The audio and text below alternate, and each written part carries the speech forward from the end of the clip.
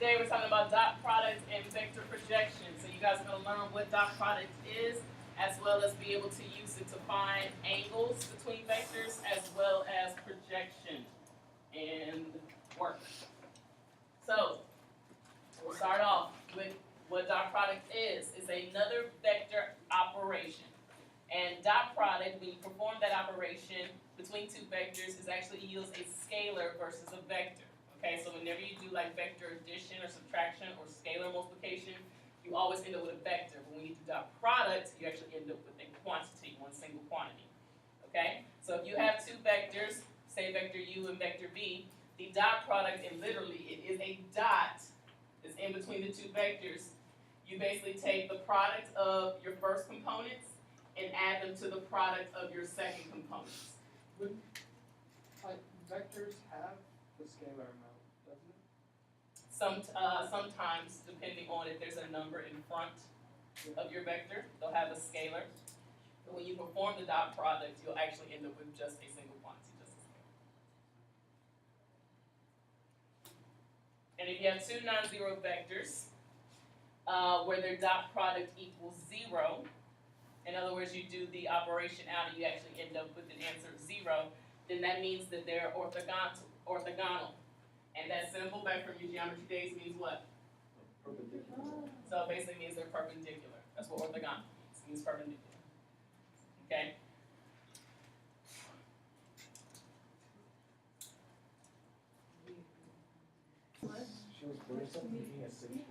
All right. So we're going to find the dot product of u and v and determine if they are orthogonal. So here are two vectors, u and v. So we're actually going to perform the dot product between them to figure out what that scalar is and then determine if they're orthogonal. So you literally take the first component of u, multiply by the first component of v, and then add it to the product between the second components of u and v. That's all dot product is, okay? So then you do 3 times negative 4, and then 6 times 2, and when you add them together, you get 0. So that means that these two vectors are indeed orthogonal, because their dot product equals 0. If you were to graph these, you would see that they intersect each other to form a 90-degree angle. Bless you. Okay? Bless you. I want you guys to try B and C on your own. All right, so what is the dot product for B? 36? She did 2 times 8 plus 5 times 4. So yes, that is 36. Is it orthogonal? No, their dot product is not 0. What about for C? What was their dot product? It was indeed 0, so that means that it is orthogonal. Questions on determining dot product? Okay. So you can, there are a few properties that when it comes to vectors and scalars and dot products, I just want you guys to be aware of. You do have your commutative properties. So say you forget the formula or like you forget the order, but you know that the first components have to go with each other. So whether you do u1 times v1 plus u2 times v2 is the same thing as doing v1 times u1, v2 times u2. So it doesn't matter which way you do it as long as the ones go together and the twos go together. Distributive property, okay, say you have a dot product between a vector and the sum of two others, okay? You basically are doing the dot product of u and v plus the dot product of u and w. If you have a scalar, that scalar only applies to one of the vectors, okay? Or you can do the dot product and then apply the scalar at the end. Either way, so it's the same thing. Of course, when you do the dot product between 0 and u, 0 and a vector, you'll get 0, clearly. 0 times anything plus 0 times anything is 0. Lastly, the one that doesn't come off as obvious is the dot product and vector magnitude. Okay, if you do the dot product with the vector itself, it basically equals your magnitude squared. Okay, we're going to look at that one in this example here. We use dot product to find the magnitude of vector A, which is negative 5, 12. Now you guys know how to find magnitude regularly, correct? What do? Square root. Square them, then what? Square root, Add them and then take the square root. That's how you get your magnitude. But one thing that the IB programmer likes to do is they like to do a lot of show problems. So if it tells you to use a particular method to find something, then you want to make sure you actually do that. Okay, so you're going to use dot product to find the magnitude of this vector. Okay, so we're going to apply dot product with itself. So we're going to do this vector, the dot product. So applying my dot product. Vector A times vector A, that will be negative 5 times negative 5 plus 12 times 12. What is negative 5 times negative 5? 12 times 12, 144. When you add those together, you get what? 169. Now that equals your magnitude being squared. That comes from this up here, okay? So I'm not just making that up. So then to find your magnitude, you just do what? Take the square root, which is just 13. Now I know some of you guys may be like, well, why can't I just do regular magnitude? Because the question did not ask you to do just regular magnitude. It asked for a specific way. And the one thing you need to learn and accept if you plan to continue the rest of your IB career, you do what they tell you to do, okay? Or you will not get the points. So Yes. if you were to just give the answer, yeah. Alright, now dot products can also be used to find the angle between two non-zero vectors, okay? Between two non-zero vectors.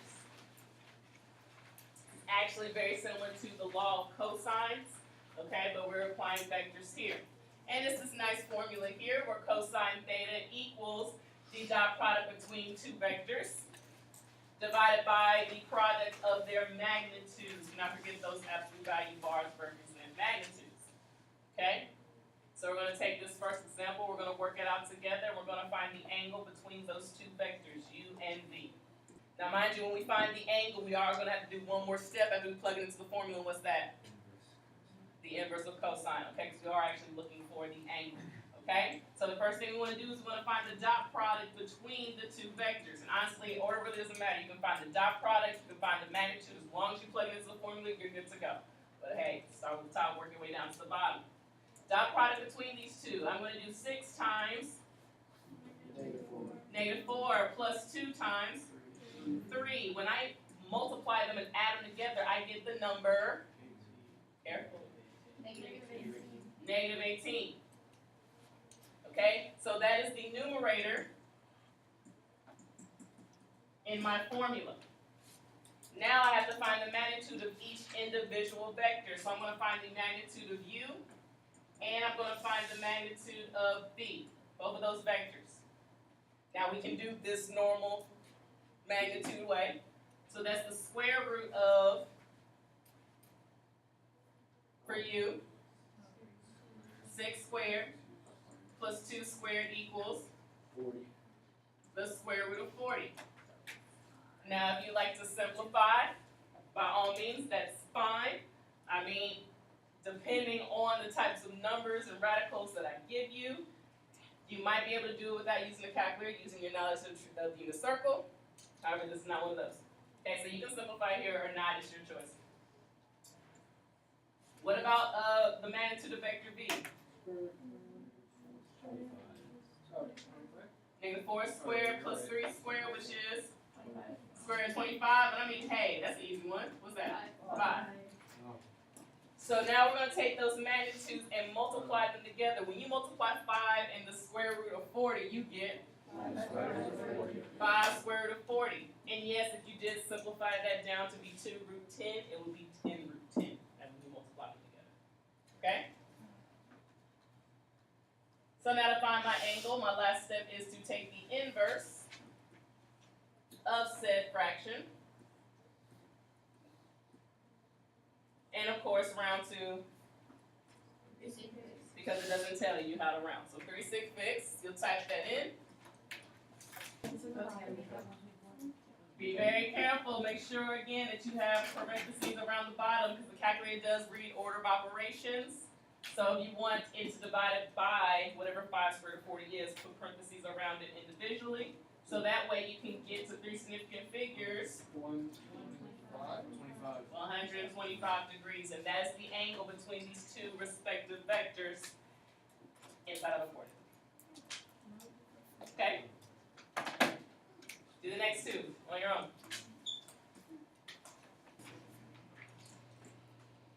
Alright, so what was your dot product between the two vectors?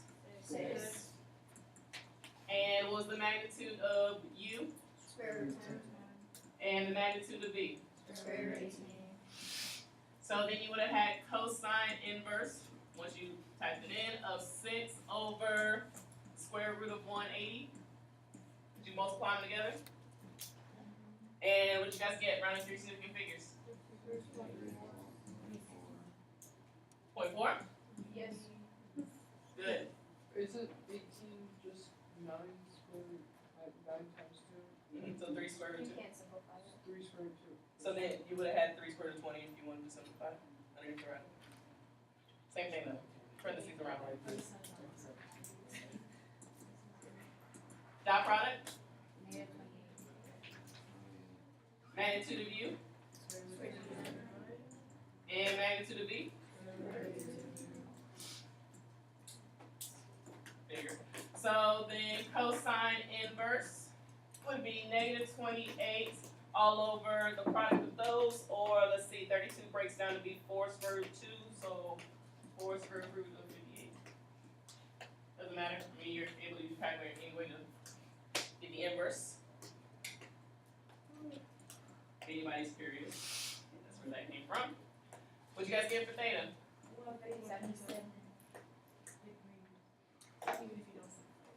Yeah, so even if you don't simplify, you just look at the same answer. Question on finding the angle between the two vectors. Okay, so this means that if you were to plot those two vectors, that would be the angle that's in between them, a obtuse angle probably around 157 degrees, okay? And both of these vectors are in standard position, okay? They're in standard position. So, moving forward. Looking at another application of the vectors, we are talking about projection. So we're going to let u and v be non-zero vectors, and we're going to let vector w, the first one, and a second vector w, hold off around the formula, you guys, kind of follow along with me, okay? They're going to be vector components of u such that vector w1 is parallel to v as shown here. Does everybody see that in the picture? How that red vector represents w1. It is parallel to v. Then we call vector w1 the vector projection of u onto vector v. That is denoted with this type of notation. And here's the formula to figure out the projection of that respective vector.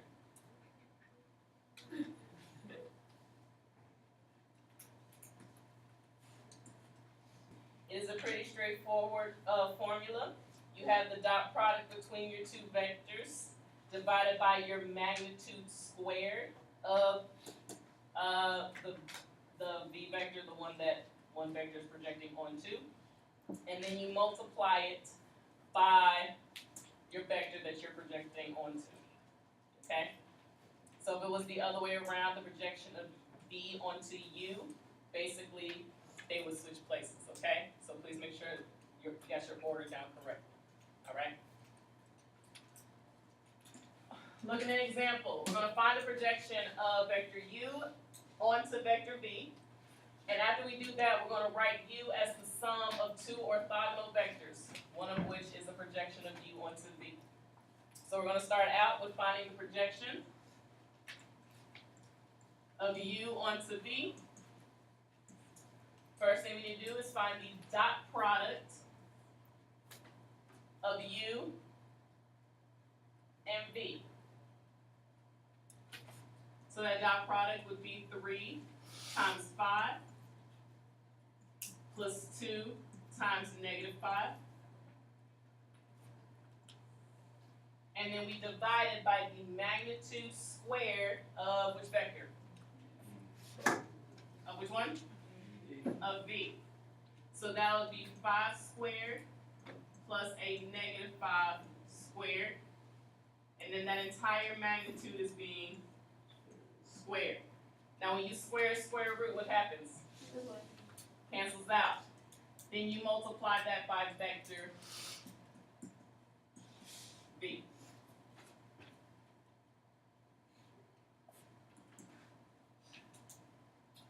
So you'll have 3 times 5, which is plus 2 times negative 5. So 15 minus 10 is 5. When you square square root, that cancels out. So you just left with 5 squared plus a negative 5 squared, which is 0. Just kidding. 50. That is your scalar that gets multiplied to your vector. Might want to reduce here because this really does not involve any type of calculators. 5 over 50 reduces down to 1/10, and that basically serves as a scalar for the vector v. Because we had to square them. Oh. So when we distribute over that scalar, we get what?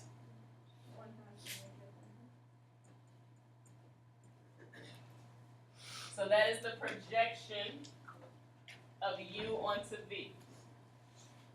Okay? It is basically part of that v vector. And now we're going to write u as the sum of 2 orthogonal vectors, one of which is the projection of u onto v. So everybody has it written down because I got to go back a slide to show you something. Okay. So, if we look at u, okay, u can be written as the sum between 2 orthogonal vectors. What 2 orthogonal vectors do you think I'm talking about here? W1, W1 and W2. W2, okay? So, change color. U, vector u can be written as W1 plus W2. Now the thing is, you already know what u is, and you already know what one of those w's is. Which one do you know? You know W1, because W1 represents the what? The projection. So you have vector u, which is 3, 2, equal to vector W1, which was the projection you just found,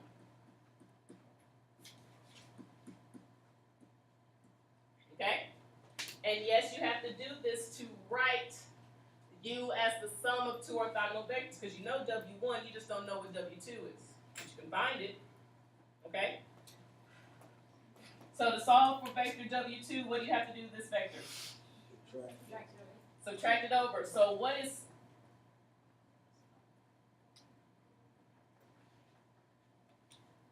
so what is 3 minus a half? 5 over 2.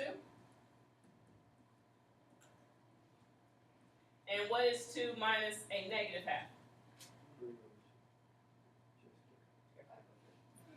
5 over 2.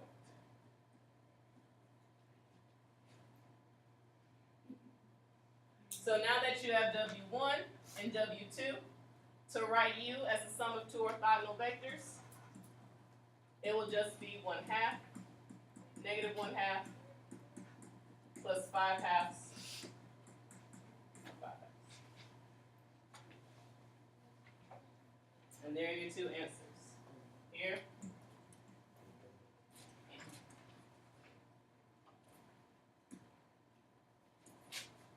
So, projection. You had your formula. U onto V. What was your dot product? What was your numerator? Negative 10. Then you had to do the magnitude of V and then square. What did you get? 40. It should have been 40. You multiplied that by 2, 6 to get your projection, which is what?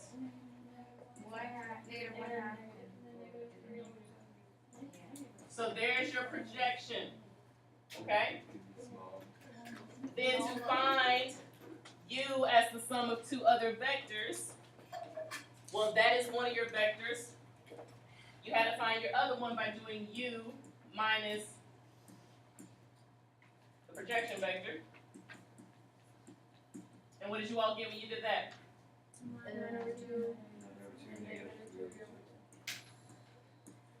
So U, as the sum of two vectors, should have been Plus 9/2, -3. and you can always check -1/2 plus 9/2, is that 4?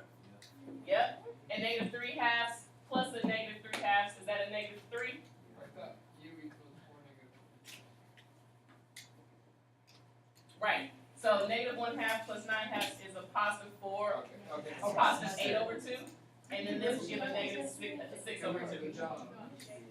You're Part of the workforce. All of us are. I didn't get a Here we go. 4. Look at his Last little bit, last little bit. Another application of vector projection is the calculation of work done by force, okay? Consider a constant F, okay? Vector F, acting as an object to move it from point A to point B, okay? So here's point A, you're trying to move that object to point B. Does everybody see that? Like you're pushing on a box, okay, exerting force. If that vector is parallel to AB, that vector down there, then the work done by F is the magnitude of the force times the distance from A to B. Or it could be represented as such, the magnitude of F times the magnitude of A to B, because distance is nothing but length magnitude, okay? Now, you can calculate that force, or that work being done,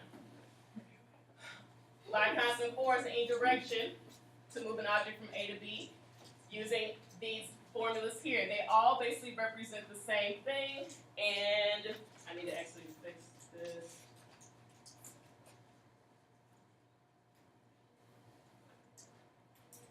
Okay? You take the magnitude of your projection of F onto AB, you multiply that by the magnitude of vector AB. They're all vectors. They're bolded in like on the screen, but I don't know if you guys can tell that, but those are all vectors. Or you can do it by finding the magnitude of F, multiplying it by the cosine of a particular angle in which you're exerting that force, and then multiply it by the magnitude of AB. Or you can just multiply the magnitude of AB by, not multiply, but doing the dot product between F and AB.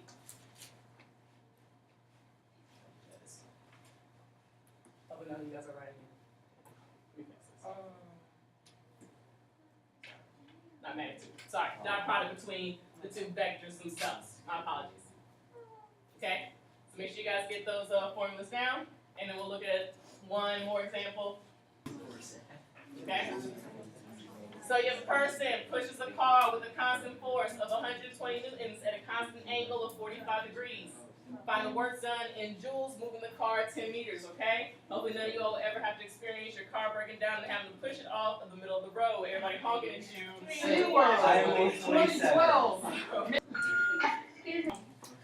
Okay, so we're gonna try to figure out the work done in joules to move this car 10 meters. Now this can be done again 2 different ways, okay? We can figure it out using either of these formulas, okay? No matter what, we'll still get the same answer.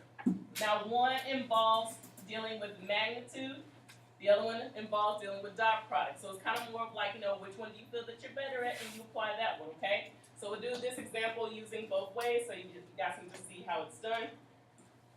Okay? So the first way, dealing with the magnitude of force, cosine of theta times the magnitude of AB. And clearly that will represent pushing that car 10 meters. What is the magnitude of your force from the problem? 120 newtons, and I spelled that horribly wrong. All right, times the cosine of your angle. What's your angle? 45 degrees. Okay, then you multiply that by the magnitude of AB. Magnitude, length. How far are you pushing this car? 10 meters. And you type that into your calculator to get a decimal of x number of joules.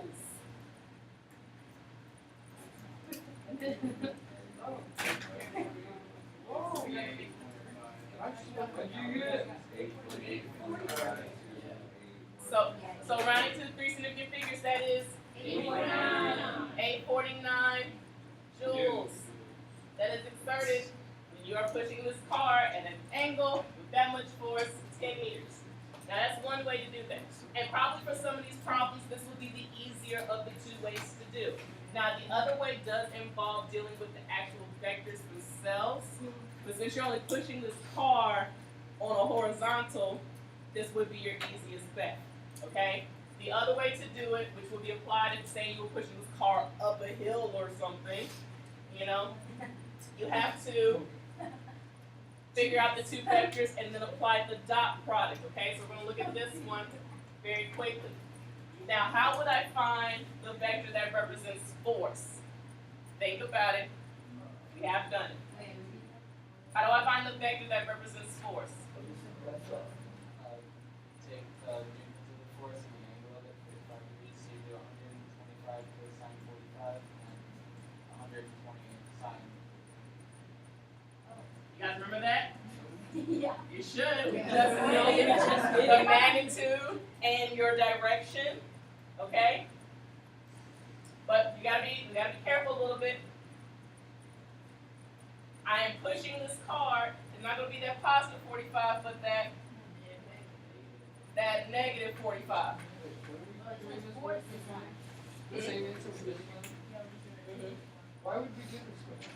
This is to show you another way. Because even though this particular example is, we're dealing with a car pushing on horizontal, if you're dealing with another type of problem where you have two different vectors, you're gonna have to still figure out what that vector is in order to do the magnitude. This one's a lot easier because we're just pushing on horizontal, so it's gonna be 10 regardless. Yes. Okay. So, we're just finding another way, right? Yes, it was the same answer. I'm just showing you this in case you run into another example, like on your homework where you have to find the other vector. Yeah, so you say if they give us a force, it's just that, right? Okay, what was that?